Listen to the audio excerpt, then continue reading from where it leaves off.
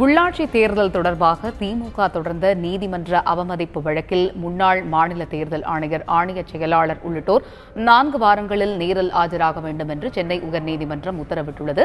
இது தொடர்பான கூடுதல் விவரங்களை எமது செய்தியாளர் சுரேஷ் வழங்க கேட்கலாம். சுரேஷ், உள்ளாட்சி தேர்தல் நடத்துவது தொடர்பாக திராவிட முன்னேற்றக் கழகம் தரப்பில் தொடரப்பட்டுள்ள நீதிமன்ற அவமதிப்பு வழக்கில் சென்னை உயர்நீதிமன்றம் பிறப்பித்திருக்கக்கூடிய உத்தரவு என்ன? வணக்கம். அதாவது கடந்த அக்டோபர் மாதம் நடைபெற இருந்த உள்ளாட்சி தேர்தலை பழங்குடியினருக்கு இடஒதுக்கீடு வழங்கப்படவில்லை என திமுகவின் எம்பி RS பாரதி என்பவர் சென்னை உயர்நீதிமன்றத்தில் வழக்கு தொடர்ந்திருந்தார். இந்த வழக்கை விசாரித்த உயர்நீதிமன்றம் இந்த தேர்தல் அறிவிப்பாணையை ரத்து செய்து தீர்ப்பளித்தது. கடந்த அக்டோபர் 4ஆம் தேதி பிறப்பித்த அந்த தீர்ப்பில் இந்த தேர்தலில் குற்றப்பின்னணி, வேட்பாளர்களுடைய குற்றப்பின்னணி உள்ளிட்ட விவரங்களை தெரிவிக்கும் வகையில் சட்டத்திருத்தம் கொண்டு வர வேண்டும் என்பன உள்ளிட்ட பல்வேறு உத்தரவுகளை நீதிமன்றம் பிறப்பித்தது. இந்த உத்தரவை எதிர்த்து மாநில தேர்தல் ஆணையம் தரப்பில் உயர்நீதிமன்றத்தில் மேல்முறையீட்டு மனு தாக்கல் செய்யப்பட்டிருந்தது. அந்த மனு மீதான விசாரணையின் போது கடந்த மே 14ஆம் தேதிக்குள் தேர்தலை நடத்தி முடிக்க வேண்டும் என ஏற்கனவே நீதிமன்றம் உத்தரவிட்டிருந்தது.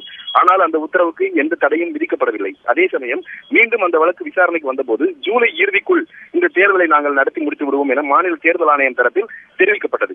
இந்த சூழ்நிலையில் மாநில தேர்தல் ஆணையம் ஜூலை இறுதிக்குள் தேர்தலை நடத்தி முடிக்கப்படும் என்று கூறி தெரிவித்துள்ள நிலையில் ஜூலை மாதம் ஆரம்பித்து விட்டது. இன்னும் அதற்கான பணிகள் எதையும் துவங்கவில்லை.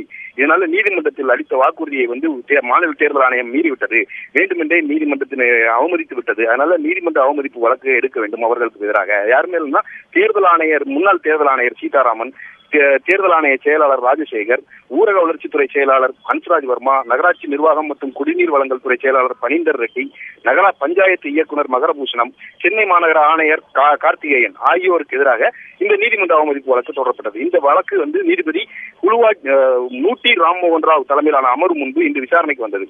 அப்போது இந்த மனு குறித்து நேரில் ஆஜராகி 4 வாரங்களுக்குள் நேரில் ஆஜராகி விளக்கம் அளிக்க வேண்டும் என இந்த 6 அதிகாரிகளுக்கும் நீதிபதிகள் உத்தரவிட்டிருக்கிறார்கள்.